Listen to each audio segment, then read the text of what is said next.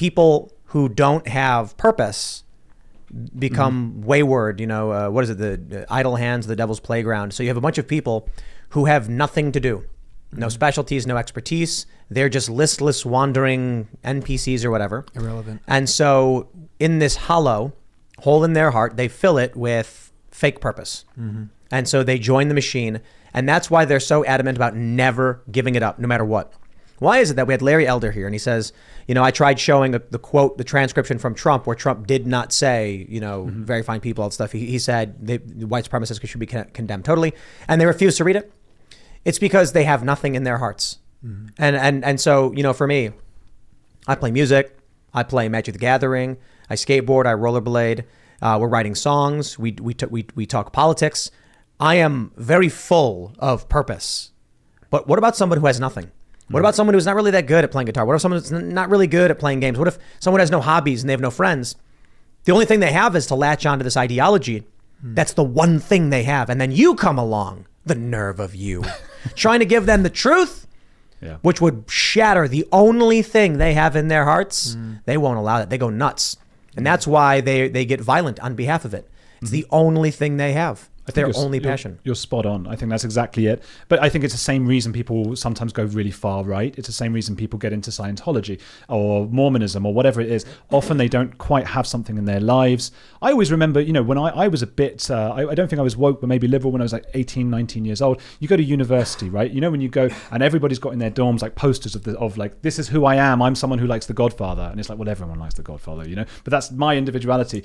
And hopefully as you get older, you start to, as you say, take up more interests. You don't identify it. Everyone's got in their pronouns or whatever it might be in their Twitter profile. And why do we need to know that? Well, I want to know if you play guitar, as you say. I want to know what you do in your life, what's interesting. And those are the people I think sometimes who are led into cultish groups. They don't have anything. Like I like to skate. Was rollerblading earlier today, and every day when I do, I'm trying to one up myself. So I'm trying to go higher on the vert ramp, or I'm trying to do something I've never done before. And that's fulfilling and it's an accomplishment. I'm challenging myself every day. But if you're someone who doesn't have that, then the only thing you have to give you that dopamine release is going to be fitting in and having someone else praise you or feeling like, you've latched onto something. Or eating. Yeah, eating. That's another thing. Maybe that's why a lot of them are morbidly obese. No joke. That feels the depression. If you feel depression, you want serotonin, you eat. That's a big thing. That definitely raises your mood. Well, and the food's being engineered to become addictive, but that's another process in itself. I remember a couple of years ago looking at psychological studies, specifically when it came to radical jihadists.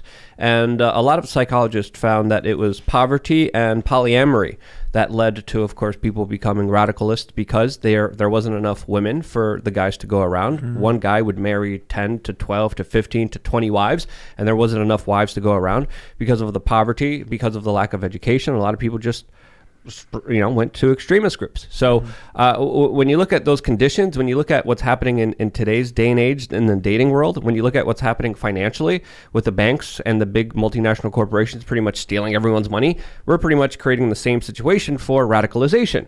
So yes, things are not going to be good with so many people radicalized, with so many people going to the fringes and going to these extremist groups that they're going to be taken advantage of with. And now we have the cults becoming prominent in government.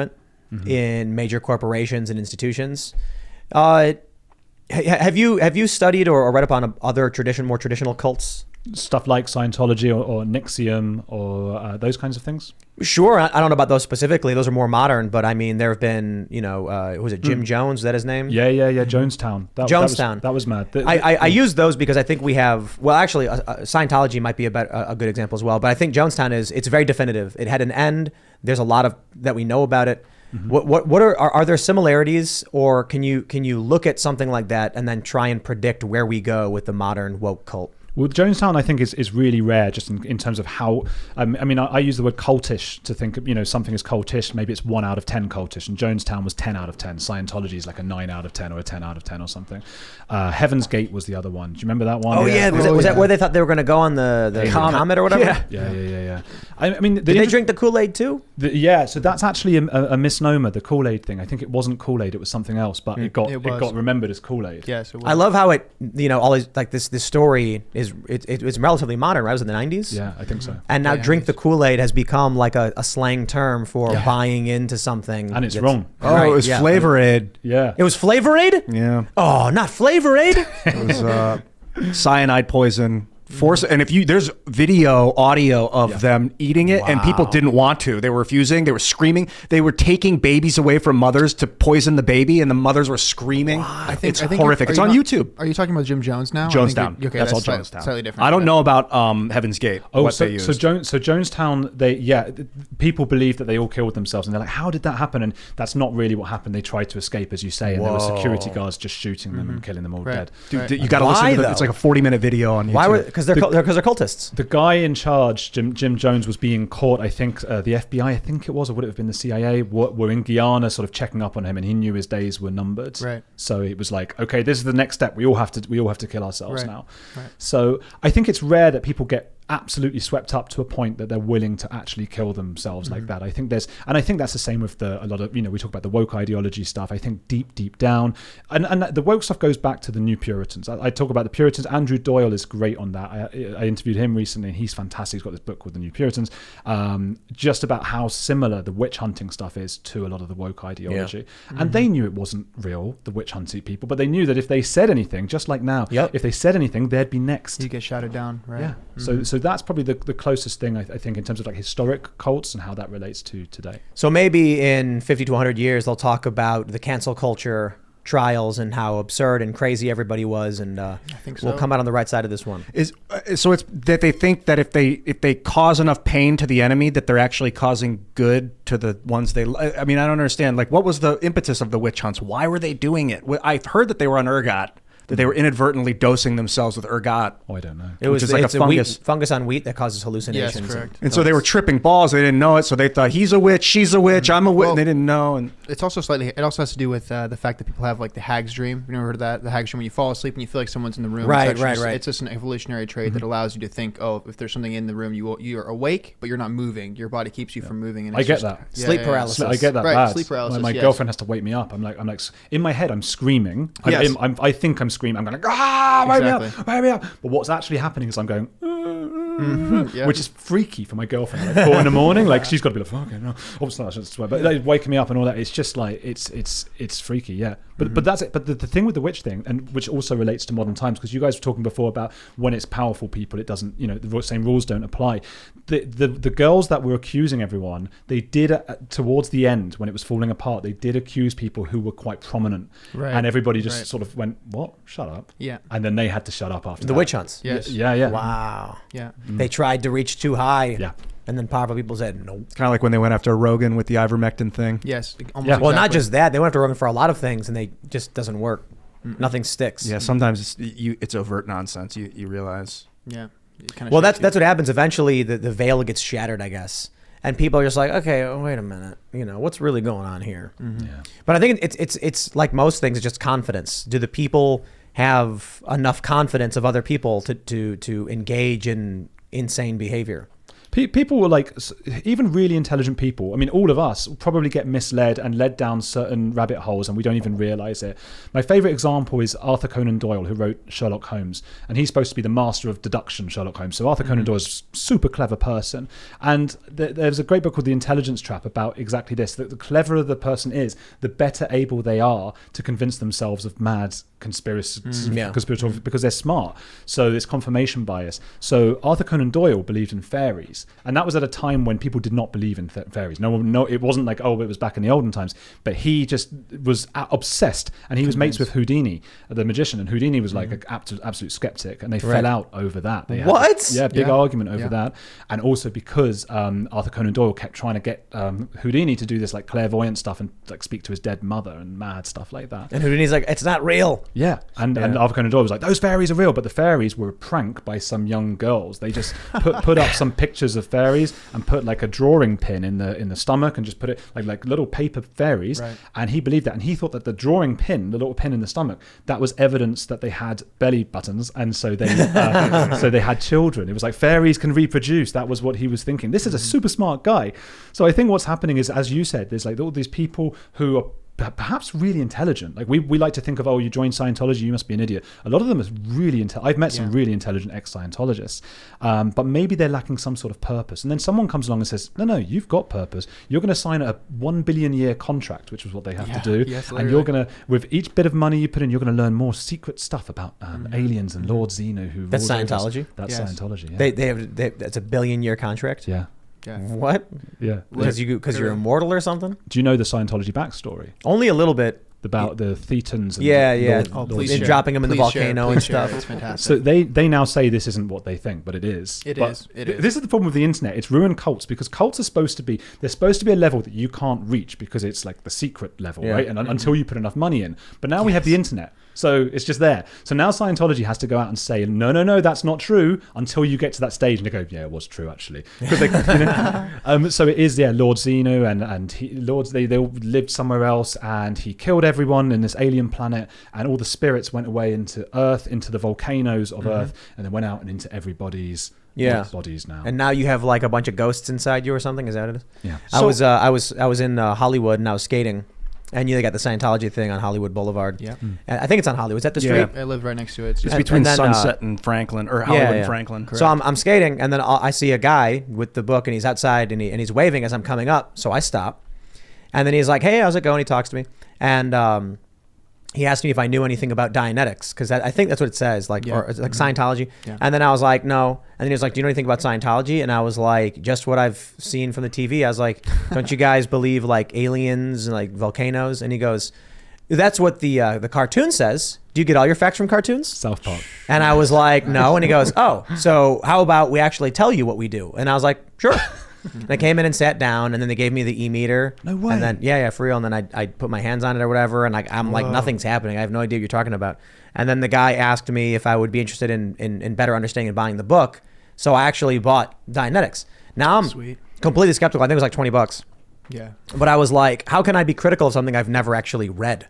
If I don't know what they're talking about, it's simple for me to watch South Park and then be like, the TV said you're dumb. But that would be stupid.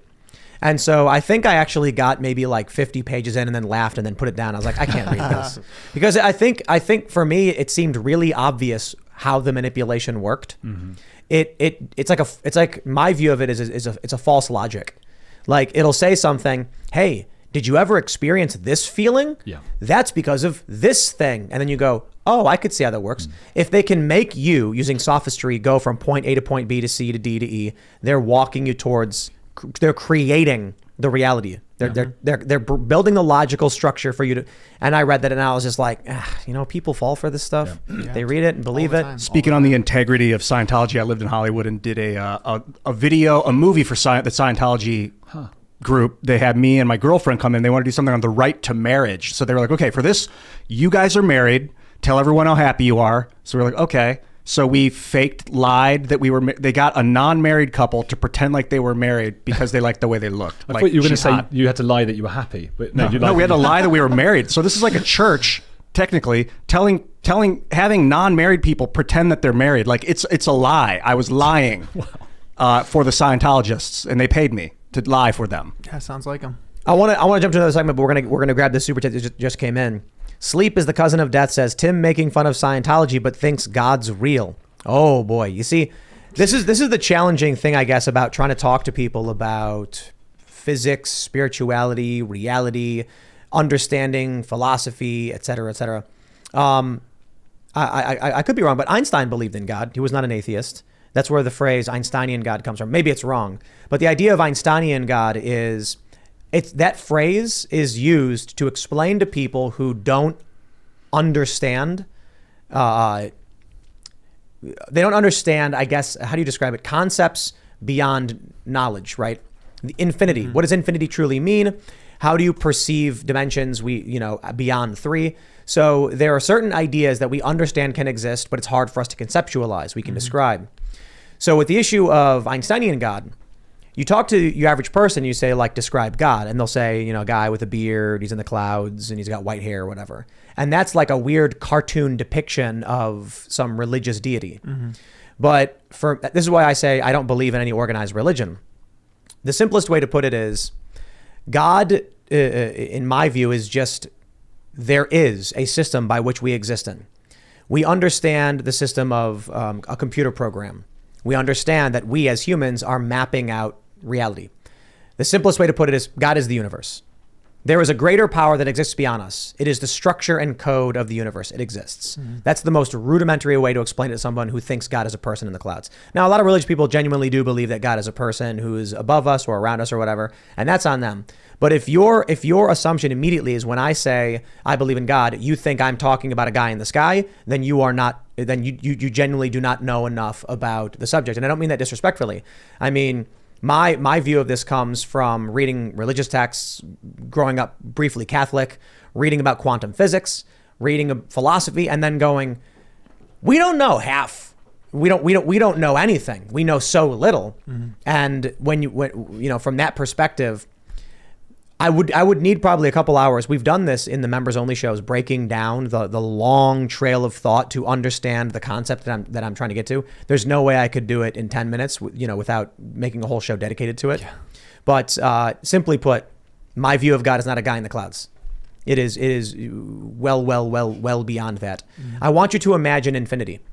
You know what infinity means, right? A lot of people think infinity is a number. It's not. Infinity means everything beyond and endlessly and I want you to imagine things that don't exist. I want you to imagine a color you've never seen before. I want you to imagine the fourth dimension. How do you do it? You can't.